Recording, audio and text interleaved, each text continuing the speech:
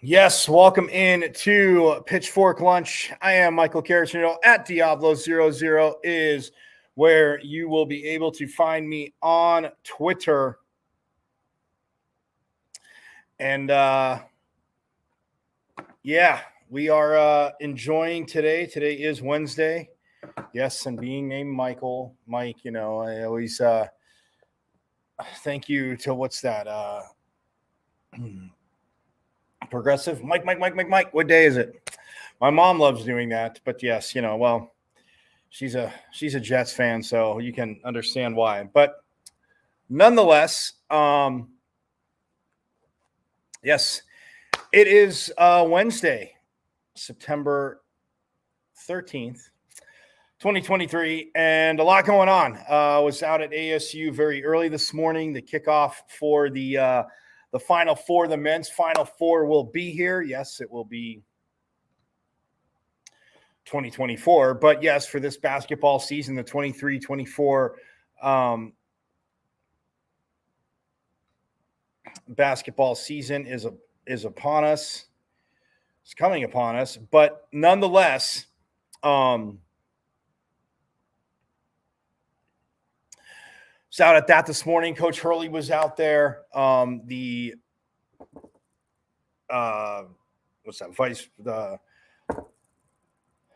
president for the committee. You'll hear it. You'll hear it all. Don't worry. We got you. I got you covered.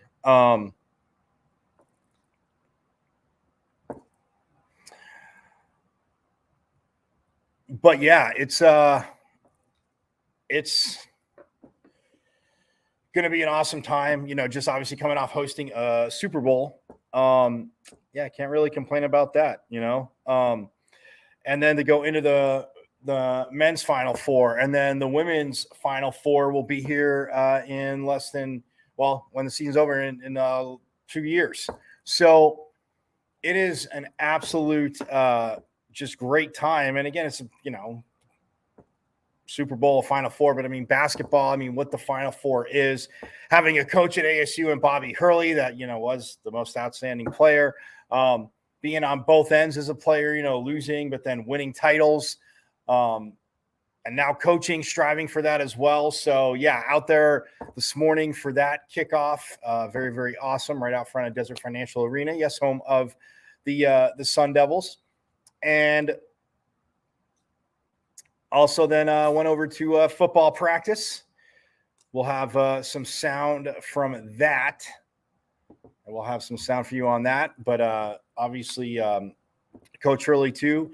Volleyball getting set to head to Memphis for the Beale Street Classic. As, yes, the Road Warriors 9-0 support your Lady Devils. Well, if you happen to be in Memphis this weekend, Sun Devil Nation, go check out some phenomenal volleyball. Coach JJ Van Neal and the team will be very happy that you're out there.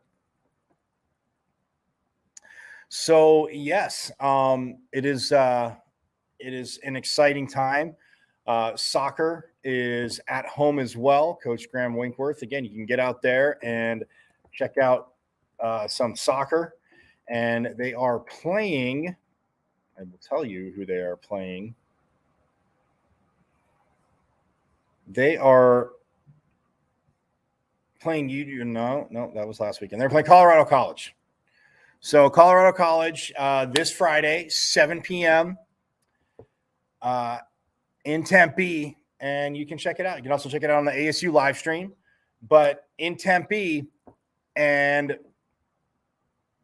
go support them Friday night. Get out there. Little women's soccer. Again, it is a team that is 4-1-3. Again, only one loss, 4 wins, and 3 draws. So they just suffered their, again, first loss of the season to a very good Texas Tech team, 1-0. And Texas Tech, again, got their goal in the 73rd minute of play. So, again, another just close battle for the Sun Devils. And they're playing defense. I've been out there. I've talked to you about it. I know I'm not trying to sound like a road record, but they are building from, obviously, goalie defense, having a young team, getting, players used to each other in spots, and again, trying to work through the midfield. But defensively, Coach Winkworth has them very sharp. So go check it out. Go support it Friday night. Little college soccer for you. So they will be taking on Colorado College, who, as of right now, is 0-5-1. So a lot of little tough. They're looking for their first win, and that's a dangerous team. Again, you get, now they're what? So they're 6 games in, but now you're to your 7th and 8th, and you got a team looking for their first win. That is a very, very tough opponent. And again, it's not just lip service to get you out there. Like, if you haven't, being a competitor, you played sports, when you're looking for your first win, I don't care if you're 0-1 or 0-10, like, well, as you get to 0-10, but after 0-1, it builds up. Like, it just again, they're going to be looking at every little thing to take advantage of the Devils. So again, get out there Friday night, Colorado College. Like I said, for volleyball, like I said, the Beale Street Classic is what they are at 9-0. Again, just a reminder, I'll just, they got the FGCU Florida Gulf Coast Invitational. They were 3-0, beating Florida Gulf Coast, St. John's, and Ole Miss. Then the Borderland Invitational, they beat UTEP, San Francisco, and then New Mexico State. And then the Lumberjack Classic last weekend up in Flagstaff, or Thursday, Friday, Saturday, they beat NAU, Boise State, and then Stephen F. Austin. And then tomorrow, 11 a.m. So, yes, I'm guessing they traveled today and heading to Memphis. But at 11 a.m. Mountain Standard Time, so here in Arizona, they take on Memphis. That'll be on ESPN Plus, y'all. So if you would like to check it out, again, ESPN Plus, check out your Lady Devils, support them. But they'll take on Memphis tomorrow. Friday, they have the Trojans of Little Rock, and then they take on Southern Mississippi on Saturday, 8 a.m. local time. So 11 a.m. in Memphis. So tomorrow's game, again, 11 a.m. Locally, and then Friday is at 1, and then Saturday, like I said, 8 a.m. local. But in Memphis, I mean, that's a 2 o'clock start, 2 o'clock start, 4 o'clock start, and an 11 o'clock start. But still, their body clock's a little bit different. So, but we know Coach will have them ready to go. And looking forward again next Thursday, 21st, Arizona is at Mullet Arena. It is an insane atmosphere. I know I told you about the maroon and gold scrimmage. Yes, I might sound like a broken record. Nonetheless, get out to Mullet Arena next Thursday, the 21st, 7 p.m. against Arizona. It is going to be awesome. I will be out there. Cannot wait for it. But want them to get their victories again. They're focused on what they need to do. I know that. Coach talked about it last week with us, and I look forward again to having Coach back on and going from there. Football again, playing Fresno State, and Fresno State, they're on a little bit of a win streak. Football 1-1. Again, had the tough loss to Oklahoma State last week, 27-15. But the Bulldogs of Fresno State, game kickoff is at 7:30 at Mountain America Stadium, home of the Sun Devils. See, I finally got it. It's tough not to call it Sun Devil Stadium, but nonetheless,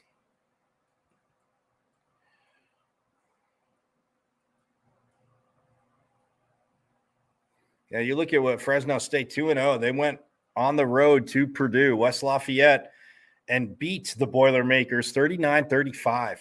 Then they turn around and beat Eastern Washington by a field goal. Pardon me, sorry. 34-31. So, yeah, and now they have the Sun Devils in Tempe. So they have been – so they were home last week against Eastern Washington again, held them off 34-31.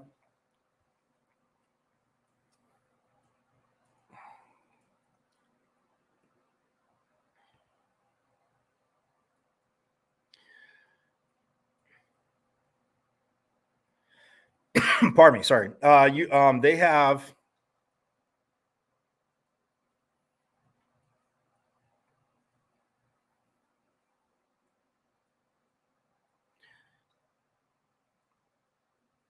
they've won 11 in a row now. They went on a 9-game win streak to end the season last year, which included a 29-6 beating Washington State in the Jimmy Kimmel LA Bowl. So, yeah, it is a team that, again, Jeff Tedford, the head coach, their last loss was to Boise State in the regular season last year, 40-20, I say in the regular season, because then after that, they beat San Jose State, beat New Mexico, beat San Diego State, walloped Hawaii, beat UNLV, beat Nevada, beat Wyoming, turned around and beat Boise State in the Mountain West Championship game 28-16, avenging that loss. And then, like I said, beat Washington State, and then 2 more this year so far. So they are on a teeny bit of a roll as they come into Tempe, and again, getting that huge out-of-conference win against Purdue, Big Ten team. So 39-35, you know, this team can come on the road. They're not traveling as far, obviously, as to go to West Lafayette. But that is who is coming to town. And I say this is because Jeff Tedford, who coached at Cal for years,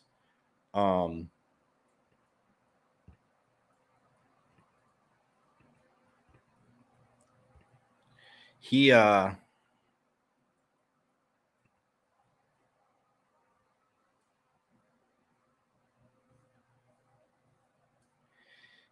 I think I want to say, shout out to Tim Healy, the voice of the Sun Devils. I think I want to say he is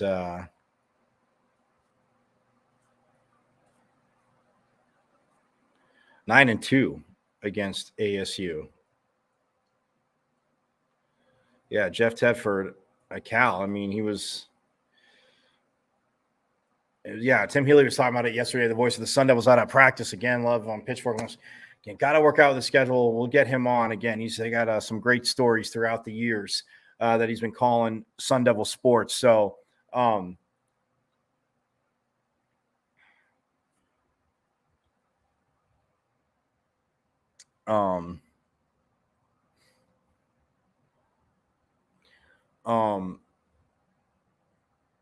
but he's coached them to 3 10-win seasons. Fresno State, 2017, 18, and again last year. So, I mean, he inherited a program that was 1-11, put it that way. But yeah, 8-2 or 9-2 against the Sun Devils as a head coach is Jeff Tedford. So, and the 2 losses, Tim Healy was saying, this is so crazy again when you get with facts and stuff like that and stats. But the 2 losses were when a new coach took over in their first year. So he had lost to Todd Graham, and then I want to say Dennis Erickson. Yeah, Dennis Erickson in their first year. So just something, it's just an anomaly like that. But nonetheless, it is they are coming to town. And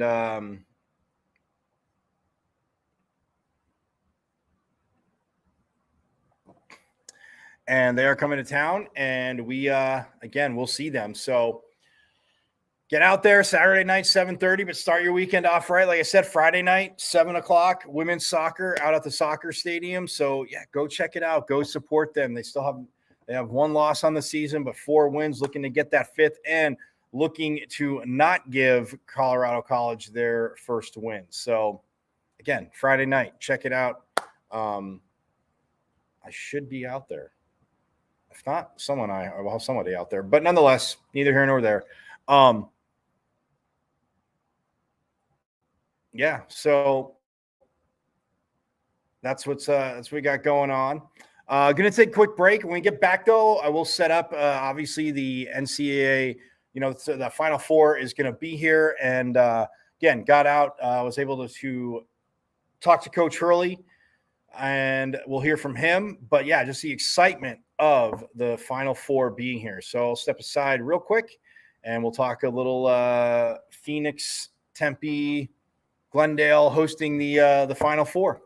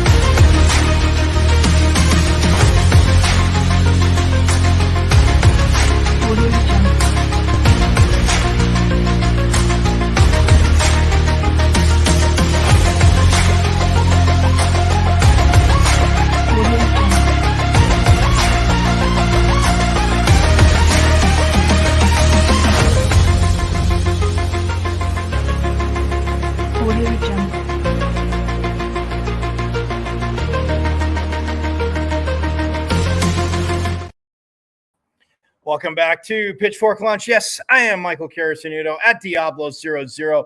Again, so glad you could join me today. Again, live on my Twitter at Diablo00. Also on Facebook and on my YouTube channel. Subscribe to my YouTube channel. It's M as in Michael, V as in Victor, C 005. Go to YouTube, subscribe to the channel. Going out live there too. Again, add some comments. Talk to me. You want to send a tweet, questions, thoughts, anything. But yes, the show, again, just getting started up, but we are going to be out on the road doing the show as well. And we're still working towards the technical side of it, but coming soon live on KSRN, the Casual Sports Radio Network. You can go to KSRN Sports or casualsports.com. It's sports with a Z. So KAZUALSPORTZ.com. When you get to the homepage there, you'll see download the app. You'll be able to download the app. And again, we're close to getting this figured out. So then you can carry me with you everywhere. 12 to 1 every day, Monday through Friday, pitchfork lunch. We got you covered, Sun Devil Nation, and games coming up. Again, players, coaches. Yes, not just from out at practice, which is, again, great atmosphere to get them, but have them come on the show. They'll be talking. We'll, again, get to know them. Like I said, the whirlwind that is Sun Devil sports. You know, obviously we got football going on right now, as we know, in the fall. Women's soccer, women's volleyball. Hockey's going to get started soon. Obviously, basketball, like I said, is going to be getting started very soon as well. And so that's just one of those things where it is exciting because, yes, the Final Four is going to be here. So I said I had Bobby Hurley again, and he's talking about his time, and then I got to ask him some questions. You'll see in the middle, he goes and takes a shot. So I had to get that. I was about to stop it. I was like, oh, no, coach can still shoot. So, again, Bobby Hurley talking about, obviously, how big to have the Final Four here, his team in this preseason, and a few other things, but obviously the huge thing of having the Final Four here in Phoenix. So, without further ado, it's a tremendous experience for the players. The first night we were on a boat on the river Seine, and it was nighttime, and the Eiffel Tower just lit up, and the guys had their phones out and taking pictures. And I've had several guys say, "Coach, thank you for this. I'm not sure I ever would have gotten to see some of the things that we saw." And so they saw the Mona Lisa at the Louvre, the Acropolis in Greece. Had a couple of days at the beach at the end of the trip. We won 2 games, pretty easily. So the basketball standpoint matters certainly, and we got additional work in the summer for that. But it was more the bonding experience, especially with 9 new players, to kind of fast track that whole situation. I know it's so early, but what do you think the identity of this team is going to be? I like the guys that did return. A lot of times you get hung up talking about the new guys and what they're going to do and bring, but the 3 guys that came back are really committed to the program, want to build off an NCAA tournament appearance from last year. They've all gotten better, each of those 3 guys, so I think they're going to be in a prime position to lead what we're doing. And I like our balance, and again, I don't necessarily think there'll be one guy that would dominate the ball or score the ball. I think we have a number of guys that I have confidence in that I think could be difference makers, in the offensive end. But I like the potential of this team. I think if everything comes together and we stay injury free, that we'd have a real chance to go back to the NCAA tournament. And just what's your reaction to moving to the Big 12 next year? Initially you're conflicted because of the experiences you've had in this league and how historic the Pac-12 is, and just all the games you played against all these programs, and even the coaches. You have a camaraderie with the coaches you compete against. So to have that fall apart initially, you're like, wow, this is unfortunate, but at the same time, very optimistic about what the move will need to men's basketball, just with all the brands that are in the Big 12 and what they've added. I think is it could be pretty special, from a basketball league standpoint for us. Have you already started thinking, does that change the way you recruit, or certain areas may open up all of a sudden, being in that area of competition? I mean, just looking at it broadly and just some preliminary discussion with our staff, we talked about Texas. I mean, it's a natural state for us to and Austin Nunez for us last year was a big part of our success. So we're hoping to look at that state, specifically based on the geographics of all the other programs in that area. And Coach Bobby. Right here. Really off topic. What are your favorite venues here for the Final Four? They got it the favorite one. Tough question. I love them all, but Phoenix is certainly high on It's not bad. This stage of the game, right? I told you 5 minutes. You can do it. And then, Coach, when you look at, I mean, obviously I know there's a full season ahead, but just knowing that you're being the host for the Final Four, I know the last, 2 of the last 3 Super Bowls, the team that was hosting it was there. Yeah. So, I mean, to get to the Final Four, you know what it takes. But I mean, with it being in your backyard, how hard is it not to keep your players focused, but you have them kind of dreaming big, like the Final Four is right here in our backyard? Yeah, I mean, there's. I think this year presents a lot of those challenges, right? I mean, you're talking about the last year of the Pac-12, or what are we going to be able to do in our league, in the conference regular season and in the tournament, as it will be the last year of it. And then obviously the Final Four being here is a long-term goal that we talk about. And if you don't talk about it, then what are you doing? Like, you should be, thinking it's a possibility. We've been to multiple NCAA tournaments over the last several years, so you need some good fortune and to be playing your best at that time. But it's something that I've mentioned to our team, and certainly they should file it away, for as a long-term goal. And I know you mentioned obviously the trips to Europe and the cool things they got to see. I mean, for you, what was, if you had to list one? I mean, I know it's pretty tough, but what was the coolest thing that you got to see? I had been to Paris, so I'd seen that already with my family. I just think the experience in Mykonos, it was unbelievable. The people were great to us. The time we spent, we all went to the beach, and just there wasn't any basketball, and we had already done that part on the trip. So I think for the guys to experience that was probably the best for me.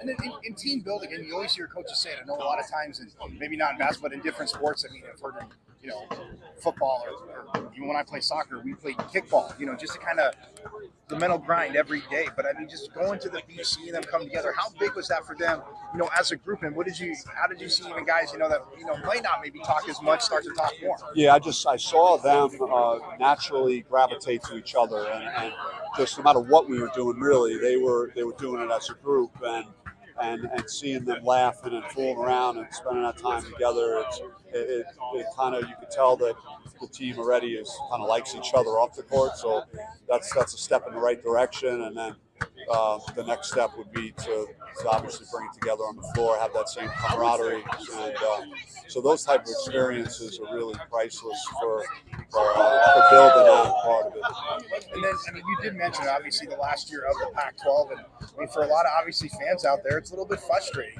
saying that college sports, all about money. But in the last year of going in the Pac-12, what can we expect to see basketball-wise from this conference? I think we're going to have a great year, and I think top to bottom, I think we'll be stronger. I really think the teams at the top that are projected to compete have every reason to believe that they will be there, and hopefully we'll be in that mix. But I think some of the bottom teams over the last 2 years have gotten stronger, and so I think there'll be more balance in the league, top to bottom, and hopefully we do a really good job in the non-conference of kind of making a statement about our league, so that the whole league is in a position to get more teams in the NCAA tournament. And I'm glad you mentioned that, because I mean, I've had a lot of obviously Pac-12 hoops fans ask me about what you just said. I mean, even though it's looked at as the bottom of the conference, I mean, coaches always say there's no night off, and a lot of times fans take that as lip service. But in your time here, I mean, that quote-unquote bottom part of the conference, I mean, the lines are pretty blurred with, being dominant and being at the bottom.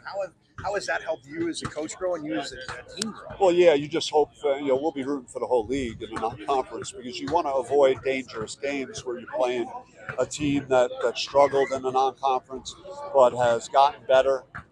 Maybe they had a key injury and all of a sudden they're healthy and now they're a different team than they were.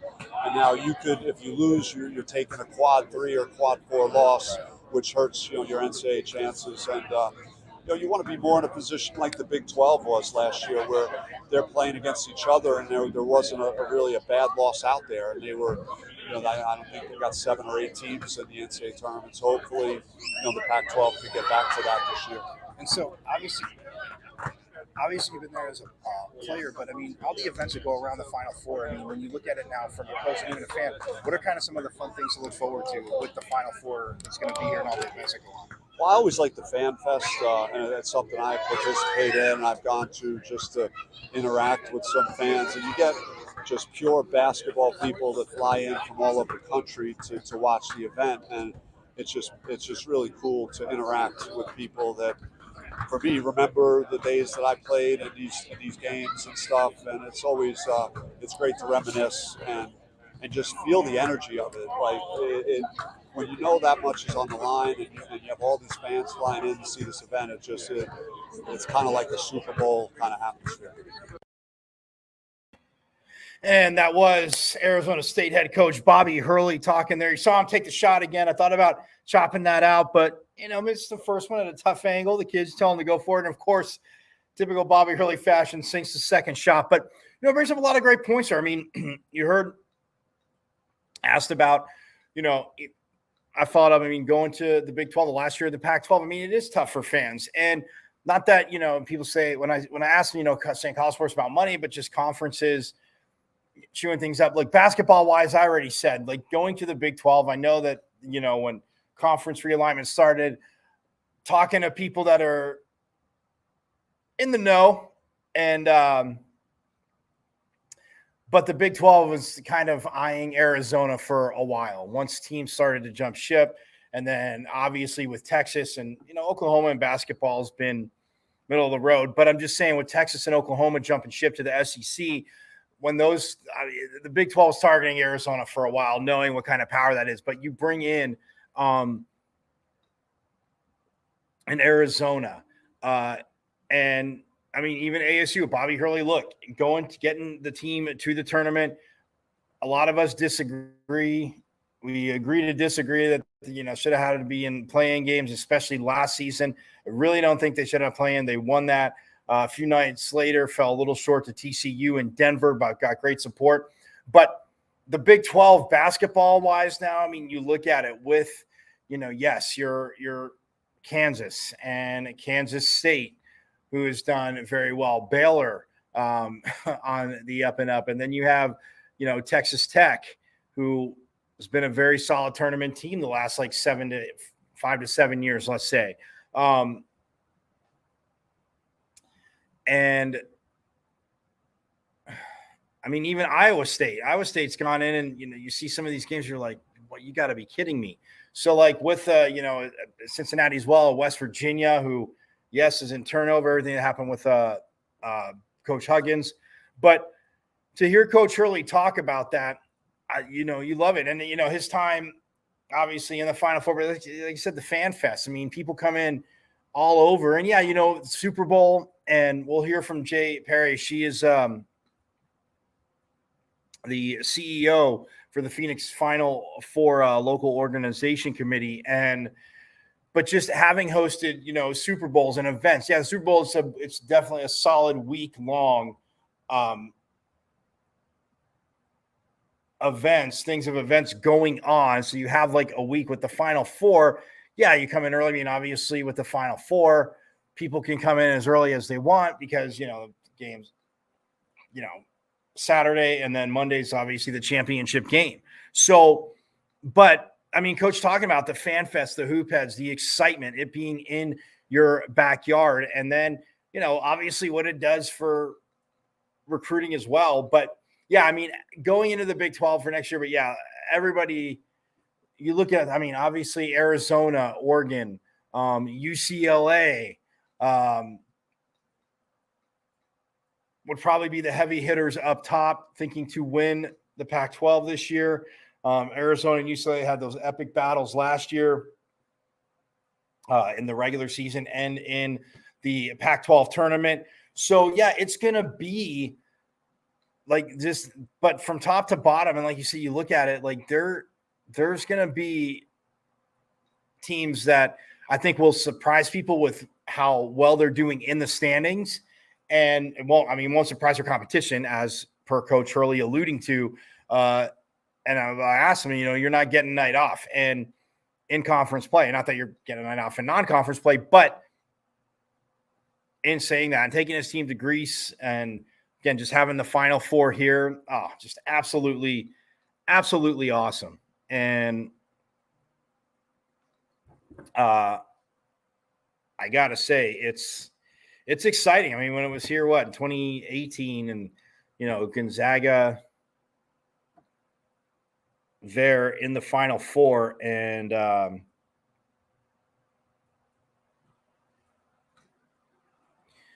it was one of those things where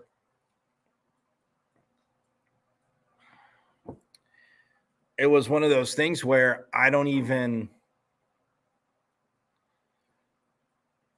like, it was so fun. And it's like the event's going on, you're out, you're seeing things, you're seeing the fan fest. Like, I mean, it is literally like the Tasmanian devil coming through, but it is absolutely worth it. So I look very forward to it. Again, I want to enjoy the season, want to enjoy the rest of football season and volleyball and everything else.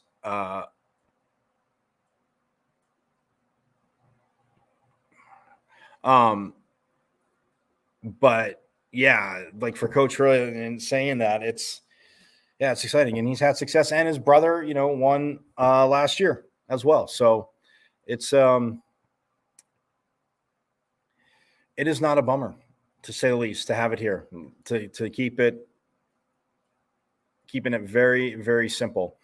But now, like I said, we're going to transition to the CEO of the Phoenix Final Four Local Organization Committee, Jay Perry, and she again has a lot of experience, and just talking with her about experience, what it took to get it here, but the advantages to also having it here, and community involvement too is a huge, and community outreach, not just community involvement, outreach to the community with all the events going on. So yeah, she spoke with us. So without further ado, here she is.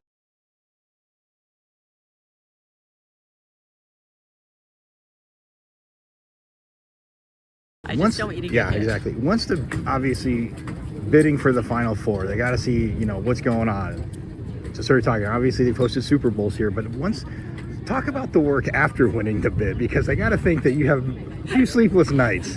Well, you do, and getting the bid, which was received for this men's Final Four in 2018, I mean, that was a huge lift, right, because it's such a competitive process, right? And so for us to have it this just, short 7 years later in 2020. Hold on one second. There's some technical difficulties. I will straighten that out.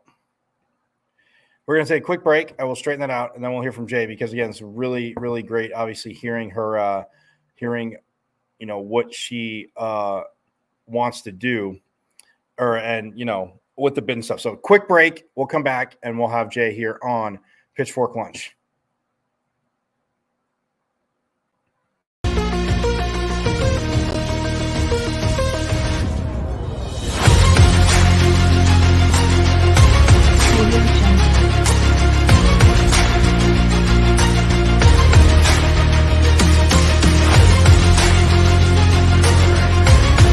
Okay, so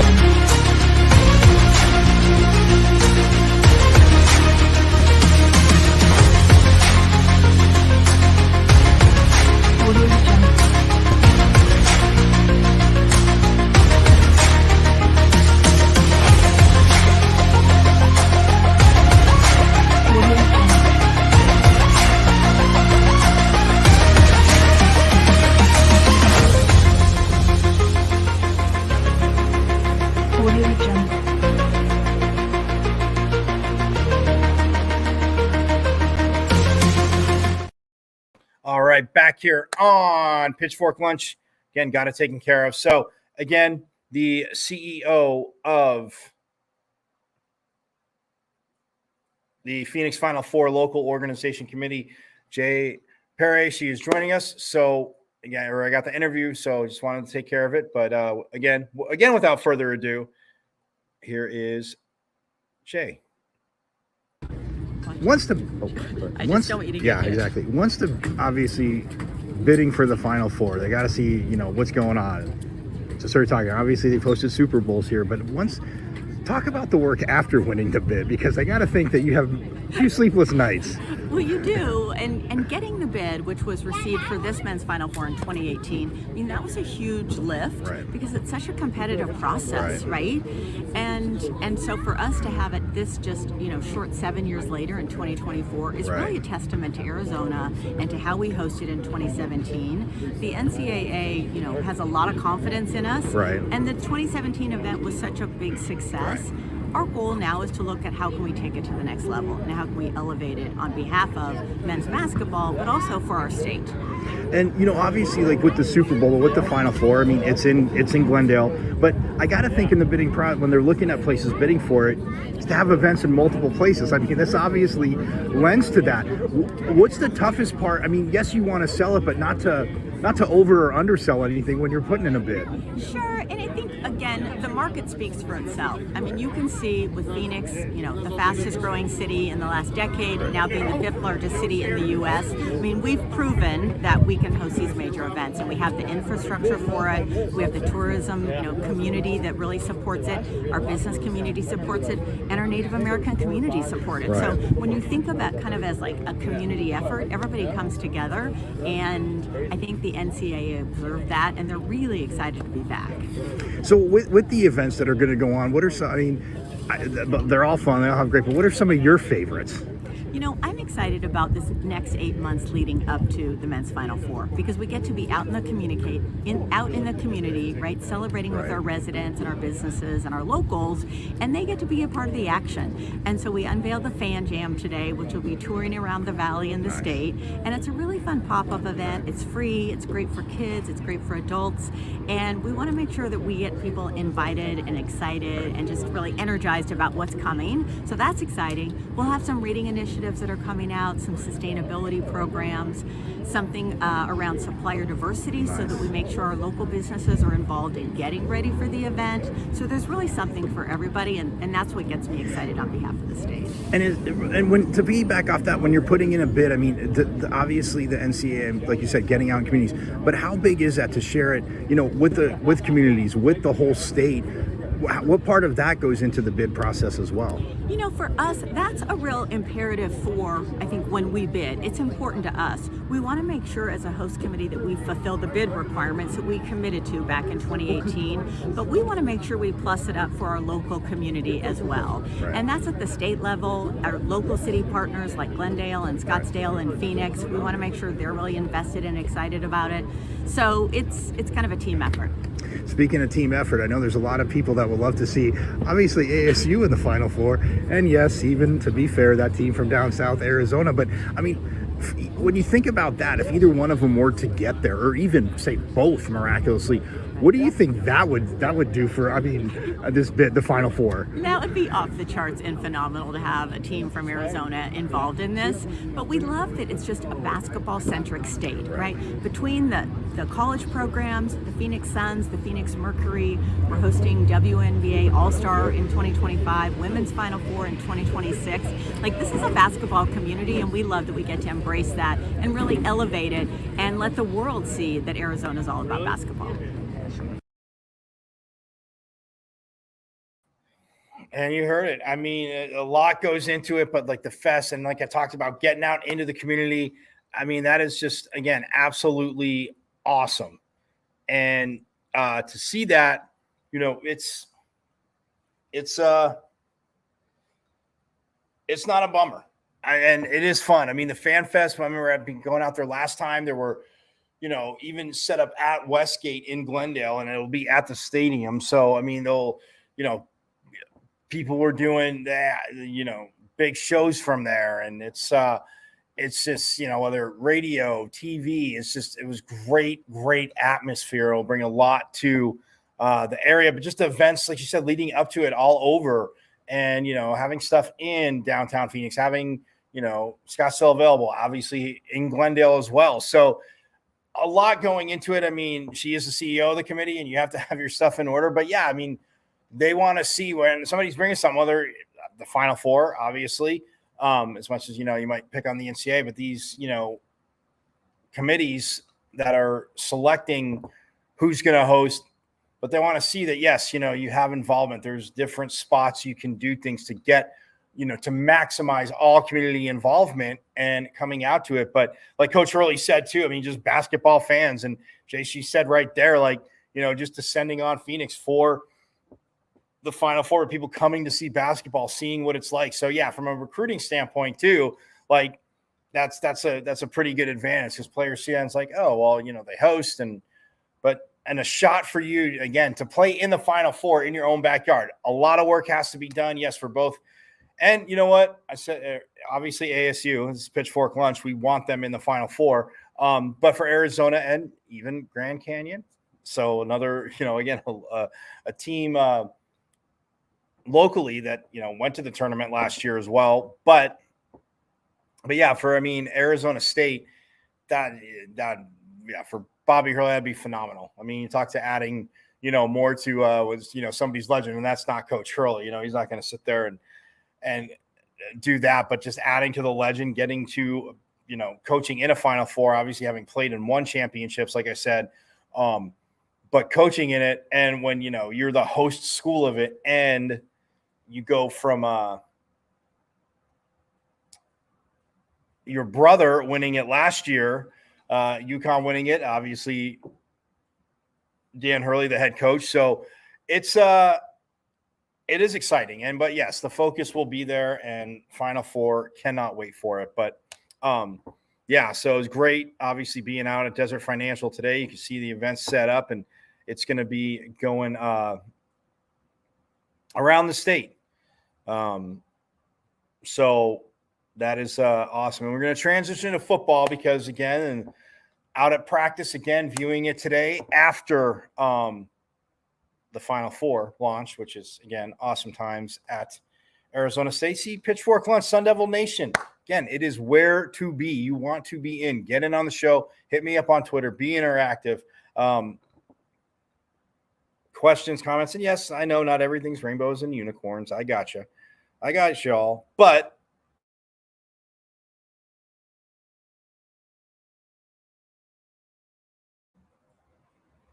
that on, and it is exciting. And again, want to pump out a lot of again, play for championships, go in that direction. But yeah, Sun Devil Nation, get on in. We're having a great time here on Pitchfork Lunch. So yeah, out of practice today, and again, getting to talk to the defensive side of the ball. The secondary coach, Coach Carrington, we had a talk to him during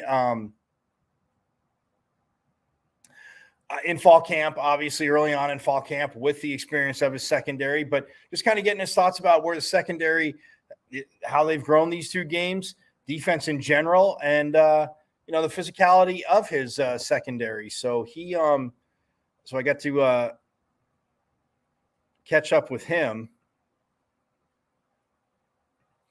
and we will bring that to you because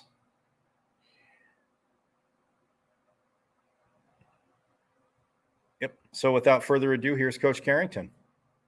Coach, so 2 weeks, obviously 1-1, but defensive line got after it last week. But how has that benefited your secondary? Because they're playing physical, they're playing like you want them to play. It's definitely benefited us a lot, having a pass rush as significant as it been, especially last game. Definitely helps us out on the back end. It's not covering much, and getting pressure on the quarterback, affecting accuracy, affecting timing. So it's really pleasing to see, us having efficient pass rush, especially early on in the season. It's only going to improve. And then there are a few little speed bumps for Rowe. I know, like I said, you guys to be physical, but got penalty. You looked a little frustrated at some of the calls, but you're just overall thought of his playing just a secondary the first 2 weeks. Yeah, I think we've been a really good competitive group. I feel there's been a few instances in the games that have kind of hurt the team, but moving forward, we get better each and every rep. Every rep that happens on the field standpoint gives us a teaching point in the classroom on Mondays or, just throughout the week, and, just really getting him to focus on reacting more so in his technique and playing, guys, because, in just certain instances, we can kind of get caught up. We had a sack, I think it was 2nd and 17, but instead of it being 2nd and 17, now it's 1st and 10 for defensive holding. So, yeah, and that's going to be a little thorn in his conscience, and I tell him, tell the guys, let that haunt you to prevent you from making that mistake in the future. And to piggyback off that, I mean, your coaches always say short-term memory. You got to forget about it. We want the next play. They seem like they've done a good job. How much has the one-on-one battles with the receivers? I know I talked to you in the beginning of fall camp, and they were pretty spirited. They were they were very spirited. But I mean, as they've gone on, secondary not backing down, the receivers not backing down. How has that benefited your group? I mean, that's really a good thing. I mean, when you have that type of competition in practice, it makes game day more easy.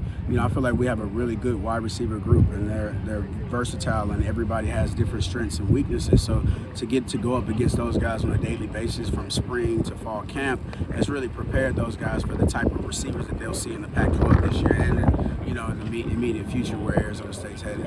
And then against Fresno State, I mean, when you look at them on film, what kind of challenges does their pass game, their receivers present to you guys? Yeah, they want to take shots. They want to take shots down the field. We got to be disciplined. We got to make sure that we're key on our alignments and our assignments. Because they have a lot of stuff that they utilize to kind of get us to be a little bit nosy as corners. But we really got to do our 111 this week, and we face a really good challenge. I'm excited for the matchup.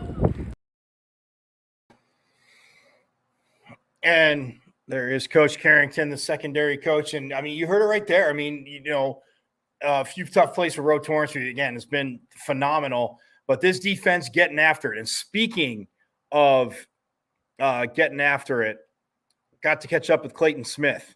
And, yes, you all know he's a reptile lover. If you see any of my preseason stuff, a man that owns quite a few snakes.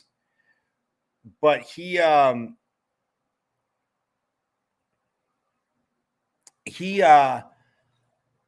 being on the other side of BJ Green, have a little competition, but him just talking about the ferociousness of their defense, and to piggyback off of what Coach Carrington said, I mean, thinking of his secondary, but what this D-line can do and what this defense can do.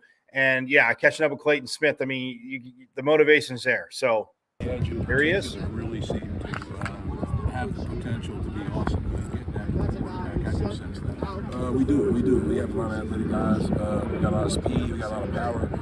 We got a really good diverse room to get the quarterback in many different ways. And I feel like we're just on all cylinders. We're doing our best as a team. How about the game DJ had last week against Oklahoma State? Oh, no, he bombed, man. He bombed. He did his thing. So what's the truth? Who's Kenny Dillingham's favorite DA? To be honest with you, I feel like he would have said me if my sack would have counted, but it is what it is. Other guys do nothing next week. I'm wondering, Clayton, if you get the sense, with the injury issues and so forth on the offensive side of the ball, can this team lean on its defense in the short term to get it through? For sure, that's the goal. So we come out here and work every day for it. Mm-hmm. So, we do got a lot of guys out on offense. We got some guys out on defense too. But I mean, what I'm saying, if everybody does their job and everybody executes, it won't matter. What are the challenges Fresno State's offense have posed for you? They're very athletic. Their offensive line is not as big as like where against Oklahoma State, so they're going to be able to use their feet and their hands a lot better. So we're going to have to be on point really with our stunts and stuff like that, our get-offs, all that. We're going to have to be prime. But if we play our play at the ball, they won't be able to hold us. So we just got to make sure we bring our best game to the table. Appreciate it, buddy. Thanks. Thank you, Taylor.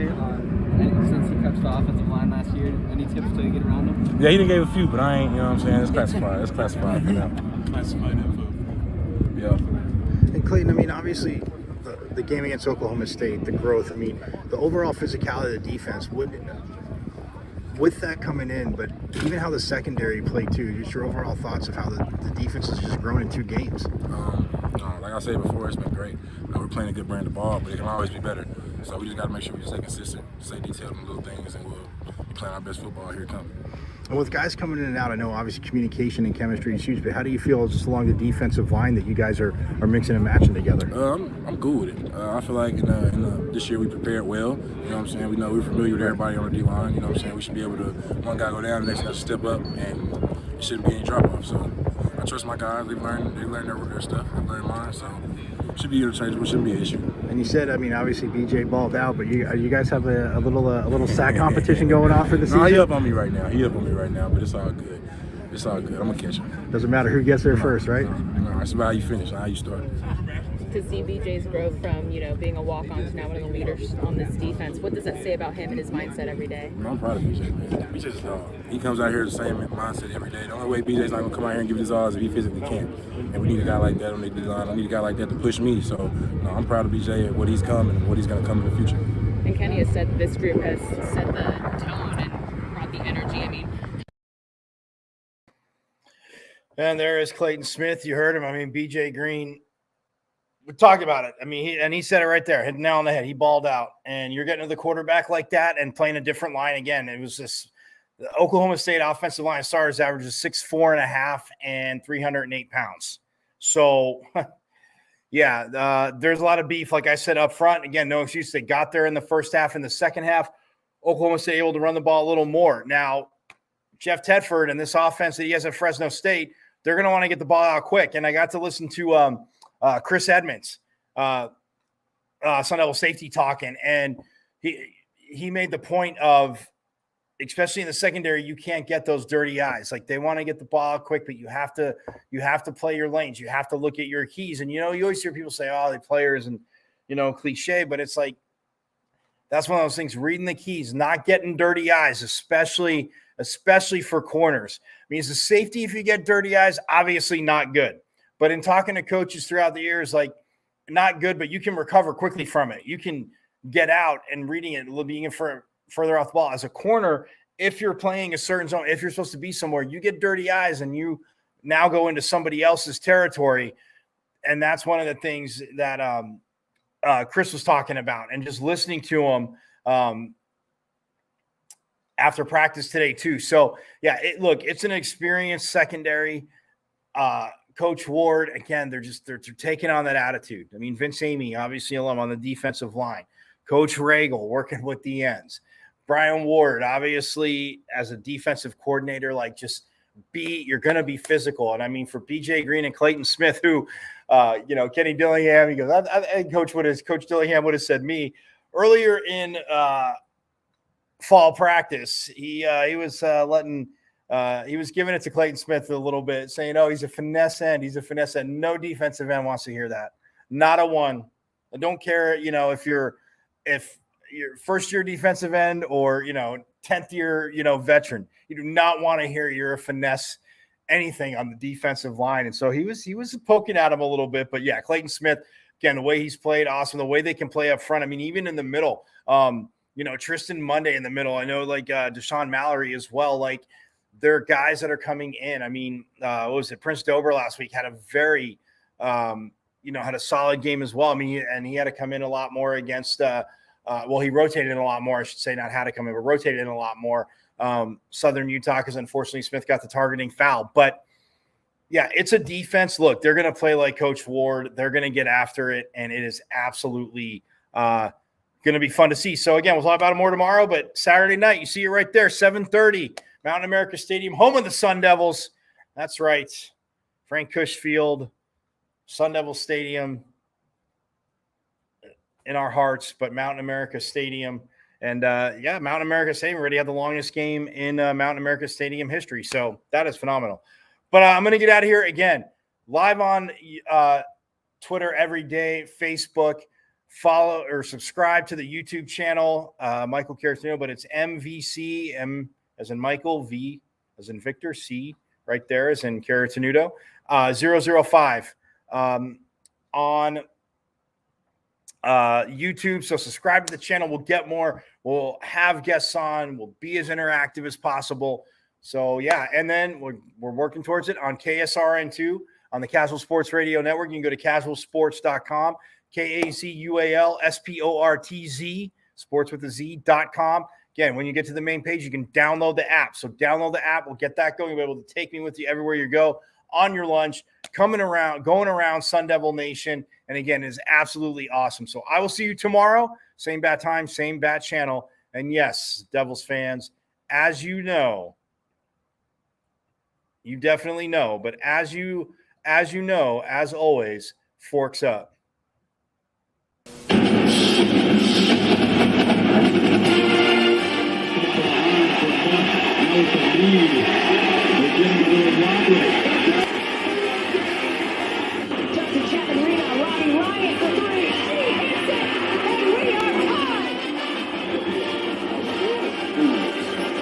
Terry's three.